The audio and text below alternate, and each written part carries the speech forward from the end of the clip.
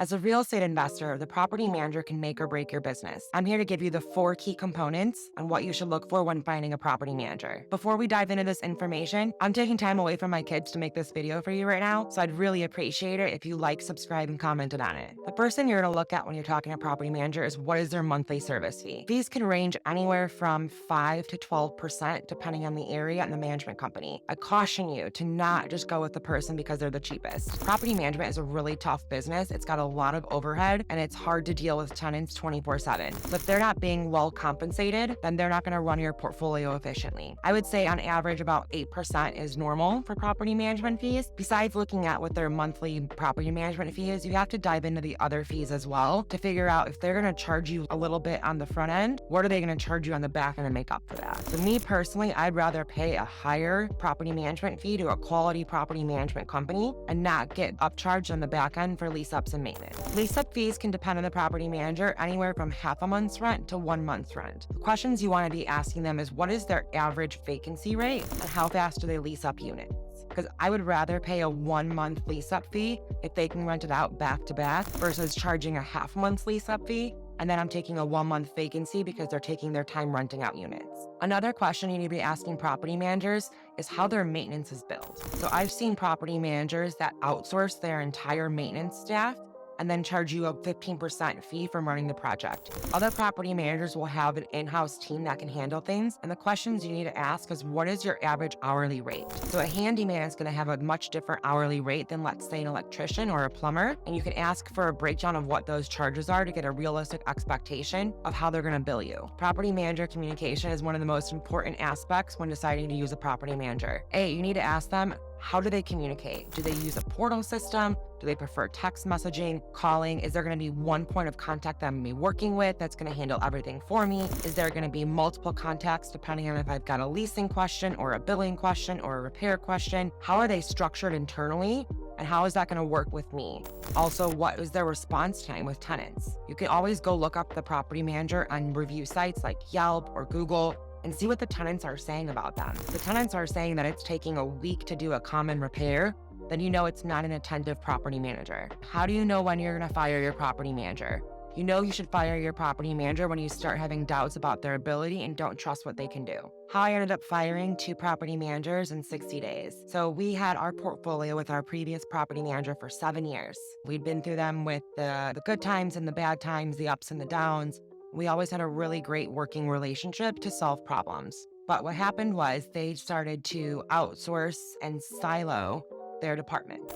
So there was one person that handled leasing, one person that handled collections, one person that handled maintenance, and no one kind of knew what was going on. So we were having lots of problems with their outsourcing and getting double billed, where we would get a charge for, let's say, $1,000 this month, and then get the same charge for $1,100 the next month with the same description. So every single month I was having to go through and audit all of our reporting to see what was the real charge. And then it would take about 60 to 90 days to get back to me on what was the problem.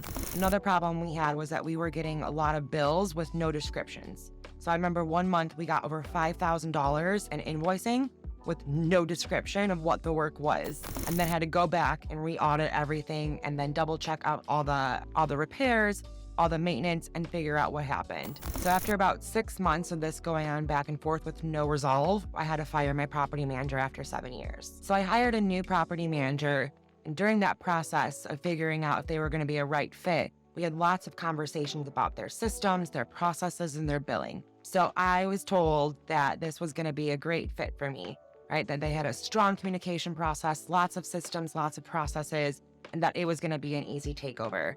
Then the first week of that property manager coming on board, we ran into a huge problem with keys. So my old property manager either didn't give them the right keys or didn't have the keys, and it caused a big mess with them trying to figure out how they're gonna get access to the units. So instead of going to each tenant and copying over the keys, they were charging about $200 to $250 per lock to change our key sets. So we got a bill for $632 to change 3 doors. I remember I was putting my son to bed and got the email that they were going to charge me over $1,000 to rekey a 4 unit. And I remember just sitting myself, my response was just nope, nope. And we got to find someone else to do this. That is not an appropriate charge. Another problem we had immediately was communication. They let me know that one of my tenants was not going to be renewing their lease at the end of June. I responded back and asked, why are they moving? When are we going to do the walkthrough and figure out how much work needs to be done? And do you show the units while tenants are still in place? And I got no response. A week later, I asked the same questions again and still got no response. Then 3 days later, I asked their boss the same questions and got no response. And 3 days after that, I decided to fire them. That was how the communication went. That tenant ended up moving out early, and they didn't even tell me. I got an email on the 10th of the month asking me if I wanted to hire my own person to change the locks. And I asked them, why are we changing the locks? And that's when they informed me that the tenants had vacated early without proper notice, and the apartment had a lot of work that needed to be done. So when you talk with property managers, you're going to ask a couple of questions. 1, what is your monthly fee? 2, what is your lease-up fee? 3, how do you charge for maintenance? And 4, what is your communication process? You definitely don't want to take a property manager just because they have got a low monthly service fee. What they're going to then do is charge you on the maintenance or the lease up on the back end to make up for that. So you want to try to find a property manager that's fees are quite balanced across the board, and that's going to charge you typically a maintenance charge if they outsource it plus 15% to manage that project. Once you found the property manager that you think is going to work for you, make sure you go on review sites and read through all the reviews from tenants. That's your customer, and you want to understand if that property manager is going to be a good fit for your business. And then you can also ask referrals from other investors and see if they've worked well for them. If you like what I talked about today, make sure to like, subscribe, and share. And you can find me on social media under Chicago Bree.